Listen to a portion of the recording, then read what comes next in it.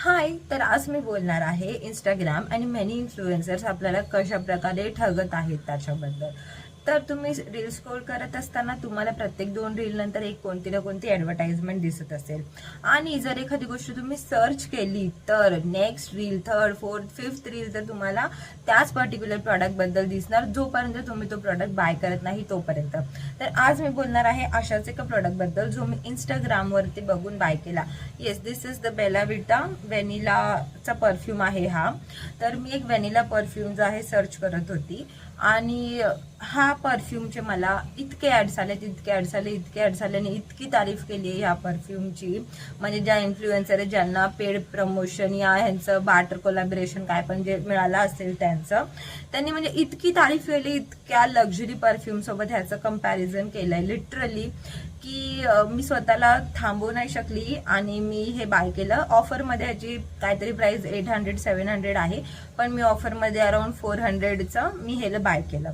तर ह्याची पॅकेजिंग वगैरे तर बघा छान आहे. म्हणजे मी खुश होती की ठीक आहे छान असेल. आणि बेला विटाचे जो पॅक येतो ना त्याचे परफ्यूम मी यूज केले आहेत तर ते मला चांगले वाटले.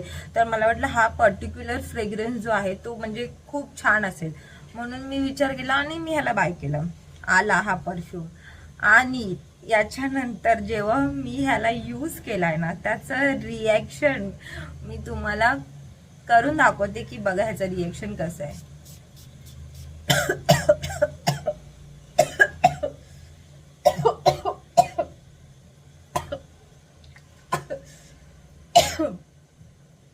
लिटरली फक्त 4 स्प्रे मध्ये इतका परफ्यूम हा घशात जातो, इतका परफ्यूम घशात जातो. म्हणजे 50 रुपयावाला तुम्ही मोगऱ्याचा अत्तर घेऊन लावा, पण हा परफ्यूम बिलकुल सुद्धा बाय करू नका. इतका घाणेरडा परफ्यूम कोणता ब्रँड कसं बनवू शकतो. ऍटलिस्ट म्हणजे ना 100 रुपयावाले परफ्यूम सुद्धा नायकावर अवेलेबल आहेत माहितीये, पण ते सुद्धा इतके घाण स्मेल करत नाही किंवा तुम्ही त्याचा वास घेणार ते असा वास येत नाही कोणत्याच परफ्यूमचा. तर प्लीज इन्फ्लुएन्सर्सचं ऐकून सर्व काही घेत नका जाऊ. पडताळणी करत जा, बघत जा काय चांगले आहे काय नाही. जे जेन्युइन इन्फ्लुएन्सर आहेत, जे जेन्युइन माहिती प्रोव्हाइड करतात अशा लोकांना फॉलो करा, ना की फक्त अशा लोकांना फॉलो करा की ज्यांचे सबस्क्रायबर्स चांगले आहेत, म्हणजे जास्त आहेत आणि प्रत्येक दुसरी गोष्ट जी त्यांच्याकडे कोलॅबोरेशनसाठी येते त्यांना ती प्रमोट करतात आणि त्या वस्तूला ते लोक चांगले होतात. आणि जर तुम्ही हा परफ्यूम घ्यायचा विचार करत असणार तर बिलकुल नका घेऊ, अदरवाईज तुम्हाला